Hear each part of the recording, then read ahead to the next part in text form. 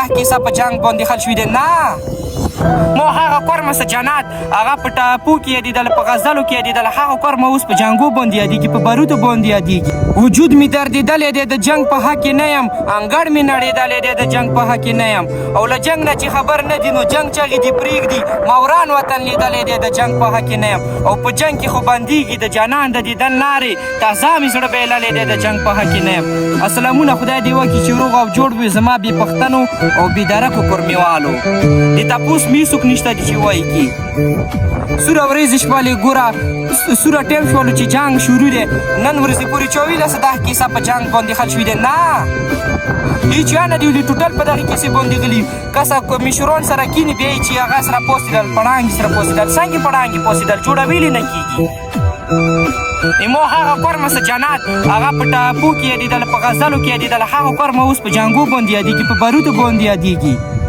یوه مور خپل زوی ته 18 کاله انتظار وکړي، خپل زوی راژڼی کړي، هغې غریبۍ کې هغه ورته پردۍ جامې ونې واغوسته وي، هغه خپل کارزې ورته وکړي، هغه زوی راژڼی کړي، بیا 3 ټکي ونه وخوري جنګ. یوه مور اوسه بچي په تامې وي.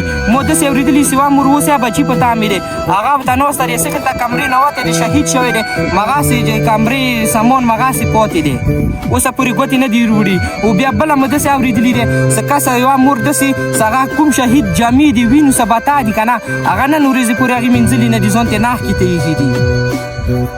تا کونډې بورې یتیمان ته شمار کړي دي. خو بس ډېر افسوس خبره دی چې تپوس مې هېڅوک نشته دي. خو په کار دغه دی که نه اوس بکس سکولونه بند دي. په کار دغه دی چې موږ سټوډنټ خو در پوسېږي دوی احتجاج یې وکړي، دوی خپل حق وغواړي. وایي چې په نجونو مو کړې بند مکتبونو دروازې، په تاسو دې شي بند د جنتونو دروازې. او زموږ د خویندو میندو پر بد حال ګواه دي د پنجاب د زندانونو دروازې. او وطن کې بلا ګټه د بدحال د انډیواله موږ پورې په ماښام کو د کورونو دروازې. مو وجري هغه ښایست نشته دی، مو غرونه هغه هر یو غره کې هر یوې سړی باندې به مردکۍ ښخ وي څه وایي. د کور مې هغه ښایست نشته دی، هغه سینګور اوس نشته دی. چې د کور مې هغه خوندونه نشته چې مسافر وبې کولو ارمانونه. تش امن خو دې کې نه دی که نه جنګو کې. مو مسافر په امن نه دی، مو روډ په امن نه دی، مو هېڅ یا په امن نه دي، مو هسپتال یا په امن نه دی، مو سکول یا په امن نشته دی، مو یونیورسټۍ نشته دی نن ورځې پورې. ایدی آواز پورته کوم تاسو ته مو تاسو کسه مشر په کار داري سو جواز دی مو ایرپورټ سره جواز نشته دی، دوه غټه جنسه ته اوسه پورې جواز نشته دی. ډیر افسوس خبره دی، ډیر افسوس خبره دی. وی چې مشره کم پرسته کشران ځکه درته مخکې ځي تا د کام د درد کیسه ژوله دوی ښکاره وکړه. او شونډې ګنډم لکه د مار چې زما واره شي چا مې چې د پیغلو په اوربل پورې خندا وکړه. وقت به راشي د وی حساب ورسره کوي، وی حساب. دا څنګه کیسه شپله، دا څنګه خبره دی چې ویلي وژني او بیا یې چې بېدرکه خلکو مړ کړو. او چې په پټک باندې تېرېږم کدر سې راهي هو کدر سې جا راهي خو دا پوښتنه خو په کور دا دی دا خپل پلور خپل سپینه وکړي دا یوه کیسه. ډېر افسوس خبره دی، ډېر افسوس خبره دی. بعض دی نور خپله سره کښېنوي خپلو منځو کې، او بعض دی د کوم سکولونه باندې مو سټوډنټ سبق کې ضایع شولې. او په کار دغه دی مو ته دوی کې څو حق یا نه و څه مو تاسو ته دا کړي وای. او ویډیو ډېره سره اوږده شوله. او زه هغو خلکو ته دغه یم بعض د نوره جنګ مه غوړئ. هغه ګل پر چناره هغه کورمه څه غزلو کې به یادېدله، ټپو کې به یادېدله چې د کور مې مازدیګر وی. اوس نشته هغه مازدیګر خوندونه، لاړلې ټولې په بارودو راته وسول.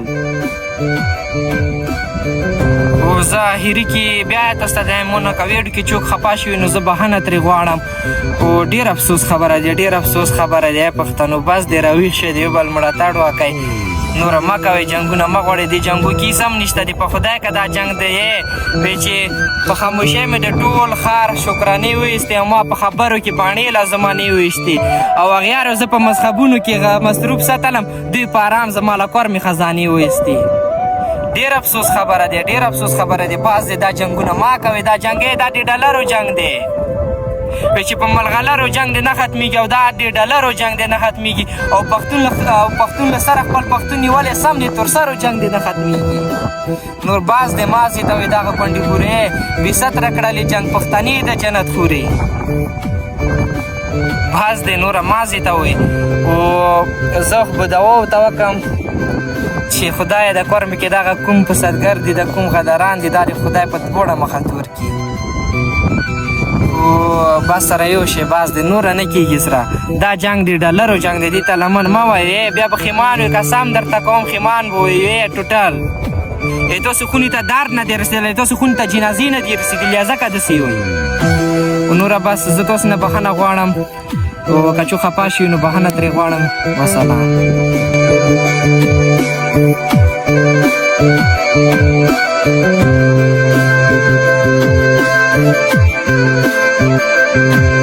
Thank you.